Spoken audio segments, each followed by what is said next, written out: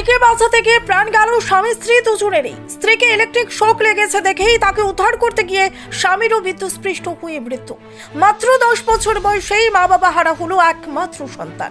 মৃত দুই স্বামী স্ত্রীর নাম রাকিব শেখ এবং শিখা বিবি। মুর্শিদাবাদের দৌলতাবাদ থানার মোড় এলাকার ঘটনা। আর এই ঘটনা টের পেল না আশপাশের কেউ। যদিও শুক্রবার সকালে ডাকাডাকি করে না পেয়ে সন্দেহ হয় স্থানীয় এক স্বাস্থ্যকর্মীর। তবে কিভাবে বিদ্যুৎস্পৃষ্ট হলো তা নিয়ে ধন্দে এলাকার মানুষ। ঘটনাস্থলে রয়েছে মিঠু মণ্ডল। মিঠু, কি ঘটনা, এখন কি অবস্থা, বিস্তারিত বলো। স্ত্রীকে বাঁচাতে গিয়ে এবার প্রাণ গেল স্বামীরও। আর তাদের এক 10 বছরের শিশু হলো এখন অনাথ।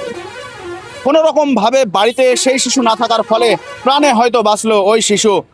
আর এই ঘটনা গতকাল রাত্রিতে ঘটেছে বলে অনুমান করছেন স্থানীয়রা।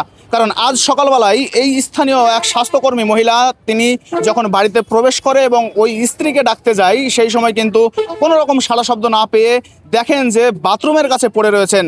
আর ঠিক তারপর পরেই স্থানীয়রা যখন ওই দরজা খুলে বাড়িতে প্রবেশ করে তখন দেখে স্বামী স্ত্রী দুজনেই কিন্তু পড়ে রয়েছে। আমি এই যে বাড়িটা দেখাতে বলবো, এই বাড়িতেই কিন্তু তারা দুই স্বামী স্ত্রী বসবাস করতেন। আর এইখানেই কিন্তু এই ঘটনাটি ঘটে। এই বাড়ির আশপাশে কিন্তু কোনো রকম বাড়ি ঘর না থাকার ফলে কোনো রকম এই ঘটনার কোনো রকম সাড়া শব্দ কিছুই পায়নি বলে মনে করছেন স্থানীয়রা।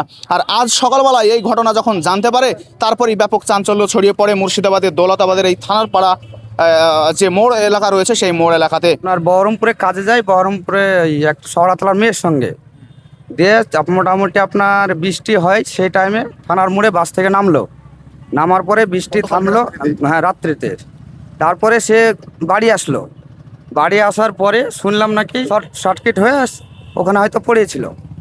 সেটা আমি মেয়েটা স্ত্রীটা।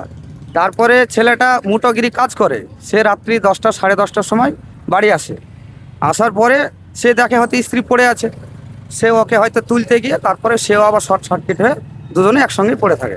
আর এই ঘটনার পরপরই ঘটনাস্থলে পৌঁছায় দৌলতাবাদ থানার পুলিশ। দৌলতাবাদ থানার পুলিশ যখন এখানে পৌঁছায়, যে থানার মোড় এলাকা রয়েছে সেই থানার মোড় এলাকাতে পৌঁছায় এবং সেখান থেকে মৃতদেহ উদ্ধার করে।